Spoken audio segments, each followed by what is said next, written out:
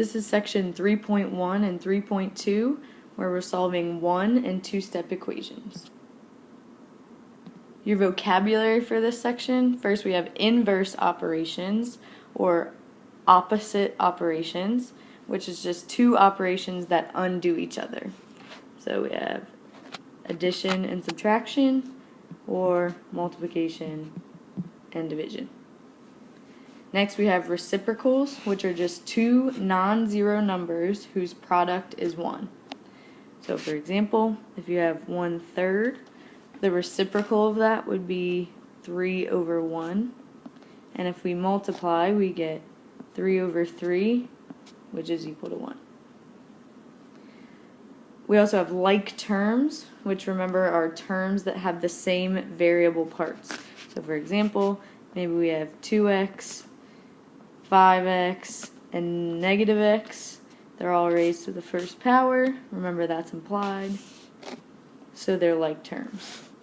Another example, 2x to the 5th or -7x to the 5th.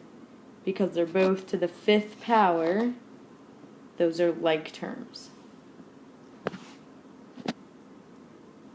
Okay, and to solve equations, we're using what we call the properties of equality. So we have the addition property of equality, the subtraction property of equality, the multiplication property of equality, and the division property of equality.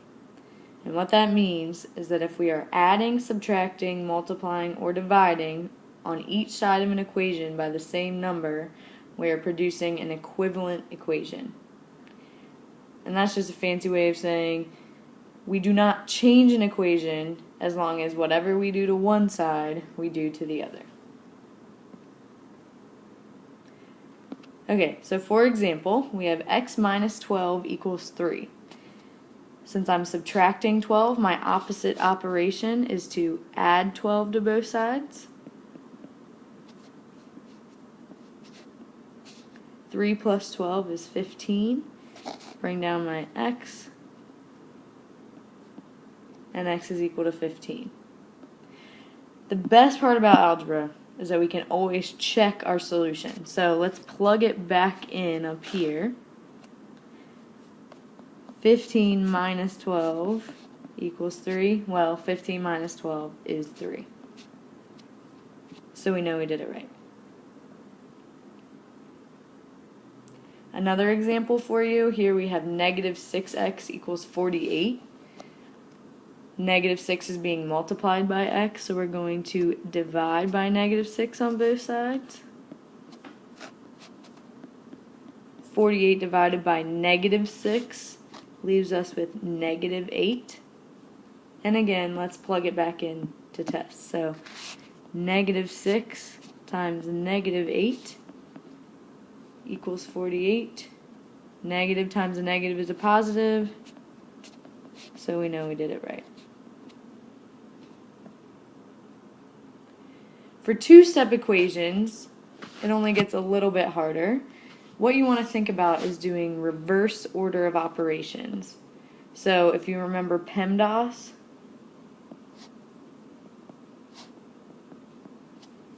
to solve an equation, we're just going to go backwards. So we're always going to add or subtract first, and then multiply or divide. Also, if you have like terms in your original equation, you're always going to combine the like terms first, and then use reverse PEMDAS. Okay, so for example, we have x over 2 plus 5 equals 11. So since I have plus 5, I'm going to subtract 5 from both sides. That leaves me with x over 2 equals 11 minus 5 is 6. Now since I have x being divided by 2, I'm going to multiply both sides by 2. And 6 times 2 is 12. Again, let's check our answer just to be sure. So 12 divided by 2 plus 5 equals 11. 12 divided by 2 is 6. And 6 plus 5 is indeed 11.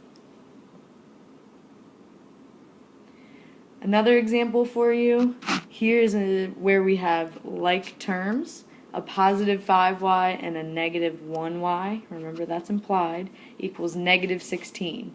So I need to combine my like terms before I solve for y. 5y minus 1y leaves me with 4y. And now, since 4 is being multiplied, I want to divide both sides by 4. Negative 16 divided by 4 is negative 4. And again, just to be sure, let's plug it back in to check. So 5 times a negative 4 minus a negative 4 equals negative 16. 5 times negative 4 is negative 20. Don't forget, subtracting a negative is actually plus 4. And a negative 20 plus a positive 4 is indeed negative 16. So we know we did it right. And that's it.